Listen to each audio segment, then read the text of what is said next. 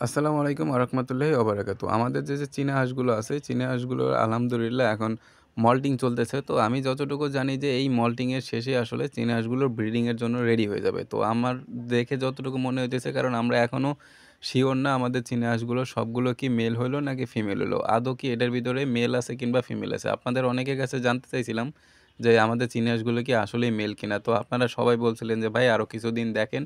তো এর জন্য আমরা অনেকদিন দেখতেছি। তো আমার দেখে যতটুকু মনে হইতেছে যে এখানে হয়তো মেল ফিমেল হইতে পারে। তো বাকিটা দেখা যাক আল্লাহ ভরোসা। আমাদের যে শৌখিন মুরগির যে রুমটা ছিল, রুমটা আলহামদুলিল্লাহ আমরা ৩ মাস ধরে কাজ করছি। তার একটা কারণ হচ্ছে এই রুমটা সম্পূর্ণ আমি আমার নিজের হাতে বানাইছি।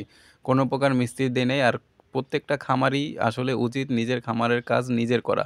তো নিজে করলে দেখা যায় যে মিস্ত্রি খরচ বেঁচে যায় অথবা আপনি যে খামার করবেন এখানে আপনার লাভের অংশটাও একটু বেড়ে যায়। কারণ এই যে আমাদের এই যে খামারটা এইটা বানাইছি এটা টোটাল হচ্ছে ৩ তালা।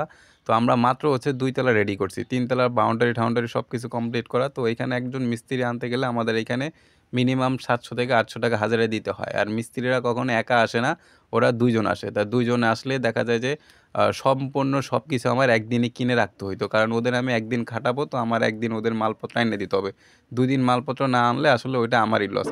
এইজন্য আমি আসলে নিজে বানাইছি। নিজে বানানোর কারণে আমার ৩ মাস সময় লাগছে। কারণ আমি একটু করে মালামাল আনছি, কাঠ আনছি, টিন আনছি, নেট আনছি। এইগুলা এনে আমি একটু করে আলহামদুলিল্লাহ কাজ করছি। আপনারা অনেকে আমাদের কালো সুন্দরীর বাবুগুলা দেখতে চাইছিলেন। কালো সুন্দর বাবুগুলা আলহামদুলিল্লাহ এখন প্রায় ১.৫ মাস বয়স। এই যে আমাদের কালো সুন্দরী। আরেকটা যে কালো সুন্দরী আছে ও অলরেডি এই যে আবার ডিম নিয়ে বইসা পড়ছে। ও মেবি ১১টা-১২টা ডিম দিয়ে দিছে। তো কালো সুন্দরী বাচ্চাগুলো মেক্সিমাম বাচ্চা হচ্ছে ২ টা বাচ্চা মোরগ হইছে এবং বাকি যে ৪ টা বাচ্চা ওইগুলা আলহামদুলিল্লাহ ৪ টাই কালো হইছে এবং ৪ টাই হচ্ছে আ ফিমেল হইছে। ওর মায়ের মতো একদম কালো হইছে। যে এটার নিচে দেখেন প্রায় হচ্ছে ৮ না ৯ টা ডিম পেড়ে দিছে। তো ও প্রতিদিন এখানে ডিম পেড়ে আসে। আমাদের যে ছাগলের বাবু ২ টা আছিল, বাবু ২ টা আলহামদুলিল্লাহ এখন আর হ্যান্ড ফিডিং করাইতে হয় না।